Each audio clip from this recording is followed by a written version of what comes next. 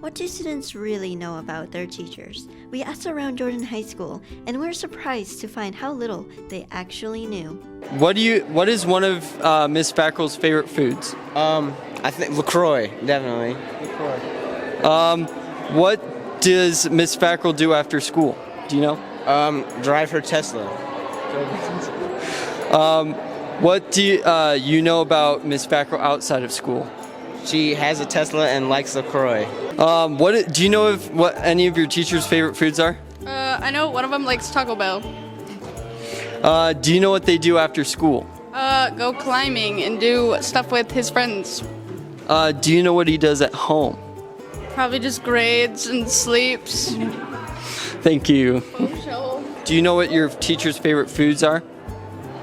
Honestly, I have no clue. I really have no clue. I don't really ask about that stuff, and we don't really talk about those things. So yeah, I really have no clue. Do you know what any of your teachers do after school? Well, some of them work. Like I know Miss Carr has a lot of things to do. I don't know. That's really the only thing I know. Some of them just hang out with their kids and just take care of their kids, like Miss Fackrell, I think. She says that a lot, so yeah. Well, I know Mr. Kentros really likes Diet Coke. That's pretty good. Do you know if any of your what any of your teachers do after school? Mr. Kentros probably goes home and listens to choir music. So what exactly do teachers not tell their students? Here's what we discovered. What do your students not know about you? Besides teaching, I love entomology, which is the study of insects. I do ride horses, which is super fun. I've been doing that for 5 years, 5.5 years. I don't think I talk a lot in class about like my home life, like about my family. I know maybe some of my students know that I have a couple kids. What are the challenges of teaching?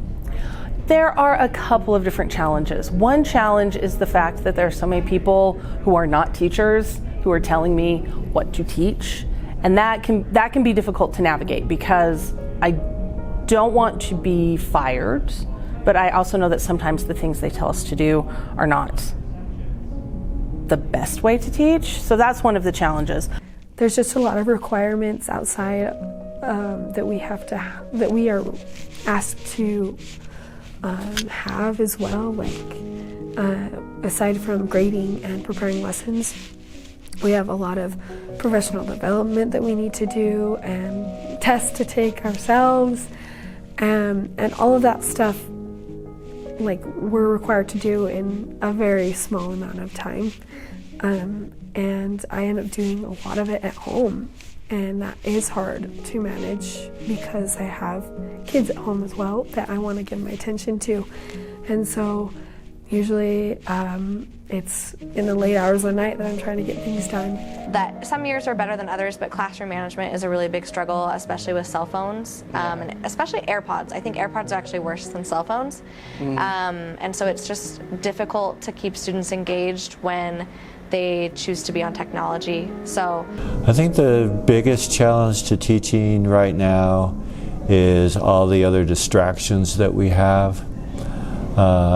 Everybody has busy lives, they have jobs, they have lots of things they're doing at home, sometimes even at school. Social media can be a distraction, so it's just hard to get focused once you're in the classroom. Preps. I teach a lot of different subjects. I find that the more subjects you teach, the more prep time there tends to be, so that also adds to it. Plus, I've got an extra prep. That means an extra class, so I teach 7 total classes, so that also adds for a little bit extra workload. What are the rewards of teaching? Well, I love that I get to talk about history all day, every day. So it's a subject that I really enjoy, so I feel like it's just fun for me. I never get bored of it. I also love meeting students, and I think it's really cool to interact with my students and get to know them.